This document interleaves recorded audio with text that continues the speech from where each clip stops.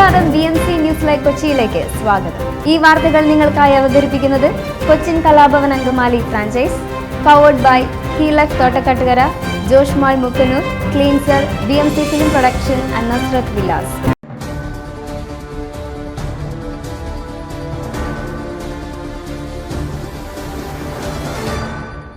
കോൺഗ്രസിന് വീണ്ടും തിരിച്ചടി.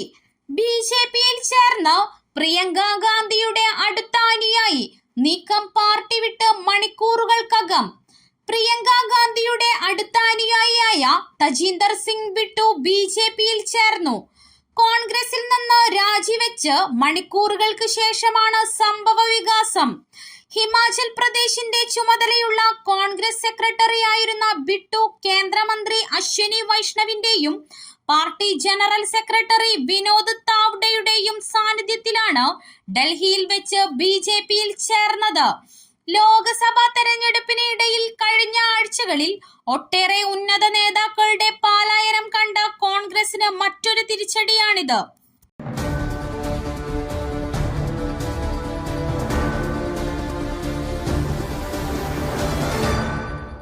ഇലക്ടറൽ ബോണ്ട് കേസ് പുനഃപരിശോധനാ സാധ്യത തേടി കേന്ദ്ര സർക്കാർ. ഇലക്ടറൽ ബോണ്ട് കേസിൽ പുനഃപരിശോധനാ സാധ്യത തേടി കേന്ദ്ര സർക്കാർ. കള്ളപ്പണത്തെ രാഷ്ട്രീയത്തിൽ നിന്ന് അകറ്റാൻ ഇലക്ടറൽ ബോണ്ട് സംവിധാനം ഉചിതമായ ഭേദഗതികളോടെ മുന്നോട്ട് കൊണ്ടുപോകാൻ അനുവദിക്കണമെന്നാകും ഹർജി. തെരഞ്ഞെടുപ്പ് നടപടികൾ പൂർത്തിയാക്കുന്ന മുറയ്ക്ക് ഹർജി സമർപ്പിക്കാനാണ് തീരുമാനം.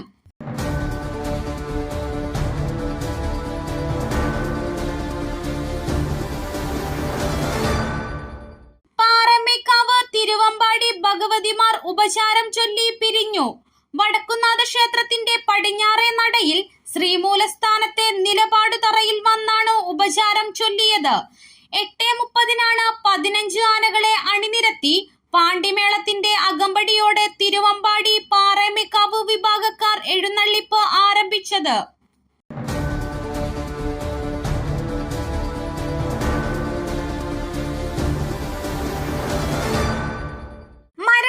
മുന്നിൽ കണ്ട 3 മണിക്കൂറുകൾ ദുരനുഭവം വിവരിച്ച് ജാർഖണ്ഡിൽ ബലാത്സംഗത്തിന് ഇരയായ സ്പാനിഷ് യുവതി.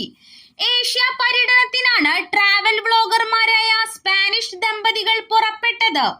ശ്രീലങ്കയും ബംഗ്ലാദേശും പാകിസ്ഥാനും സന്ദർശിച്ച് മാർച്ചിൽ ഇന്ത്യയിലെത്തിയ ദമ്പതികൾ അനുഭവിച്ചത് സമാനതകളില്ലാത്ത ക്രൂരതയാണ്. ജാർഖണ്ഡിലെത്തിയ ദമ്പതിമാർ രാത്രിയിൽ വിശ്രമിക്കാനാണ് ദുംകയിൽ തങ്ങിയത്. എന്നാൽ 7 പേരടങ്ങിയ സംഘം ഇവരുടെ ടെന്റിലെത്തുകയും ഉപദ്രവിക്കുകയും കൂട്ട ബലാത്സംഗത്തിന് ഇരയാക്കുകയും ചെയ്തു.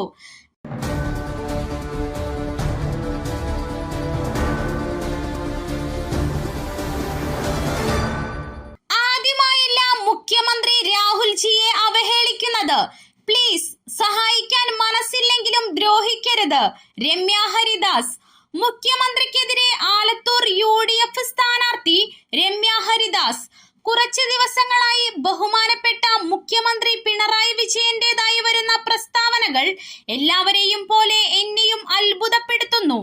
രാജ്യം മുഴുവൻ ശ്രദ്ധയോടെ ഉറ്റുനോക്കുന്ന തെരഞ്ഞെടുപ്പിൽ, രാജ്യത്തിന്റെ നിലനിൽപ്പ് തന്നെ തുലാസിലായി പോയേക്കാവുന്ന തെരഞ്ഞെടുപ്പിൽ ഫാഷിസ്റ്റ് നയങ്ങളുമായി മുന്നോട്ടു പോകുന്ന BJP സർക്കാരിനെയും പ്രധാനമന്ത്രിയെയും വിമർശിക്കുന്നതിന് പകരം രാജ്യം പ്രതീക്ഷയോടെ ഉറ്റുനോക്കുന്ന ഒരു ദേശീയ നേതാവിനെ നിരന്തരമായി അവഹേളിച്ചുകൊണ്ടിരിക്കുന്നുവെന്ന് രമ്യ ഹരിദാസ് പറഞ്ഞു.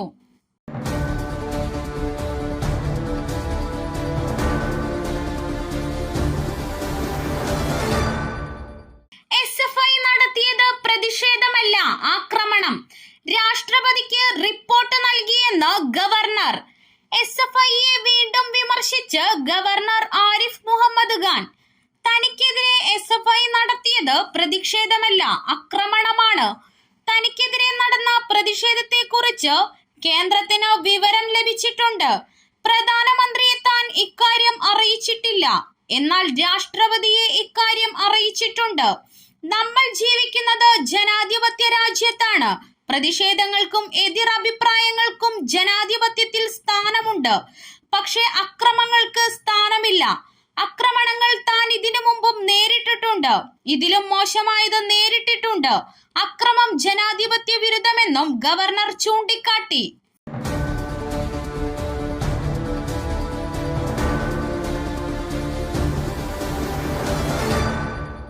അമേഠിയിലെ പോലെ വയനാട്ടിൽ നിന്നും ഓടും. രാഹുൽ ഗാന്ധിയെ പരിഹസിച്ച് പ്രധാനമന്ത്രി. കോൺഗ്രസ് MP രാഹുൽ ഗാന്ധിയെ പരിഹസിച്ച് പ്രധാനമന്ത്രി നരേന്ദ്രമോദി. വയനാട്ടിൽ ജനപിന്തുണ ലഭിക്കാൻ പ്രയാസമുള്ളതിനാൽ അവിടെ നിന്നും രാഹുൽ ഓടിപ്പോകും. ഏപ്രിൽ 26-ന് വയനാട്ടിൽ വോട്ടെടുപ്പിനായി കോൺഗ്രസ് കാത്തിരിക്കുകയാണ്. 2019-ൽ അമേഠിയിൽ നിന്ന് രാഹുൽ ഓടിപ്പോയെന്ന് മോദി പറഞ്ഞു. മഹാരാഷ്ട്രയിലെ നന്ദേഡിൽ ഒരു റാലിയെ അഭിസംബോധന ചെയ്ത മോദി രാഹുലിനെ ഷഹ്സാദ എന്ന് വിശേഷിപ്പിക്കുകയും ചെയ്തു.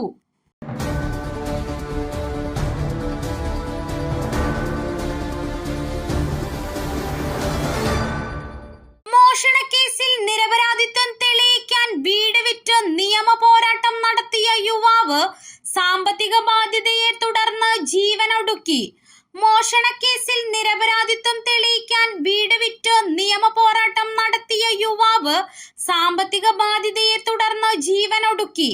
കൊല്ലം അഞ്ചൽ അഗസ്ത്യകോട് സ്വദേശി രതീഷാണ് ജീവനൊടുക്കിയത്. മോഷണക്കേസിൽ പോലീസ് തെറ്റായി പ്രതി ചേർത്തതോടെയാണ് രതീഷിന്റെ ദുരിതം തുടങ്ങിയത്.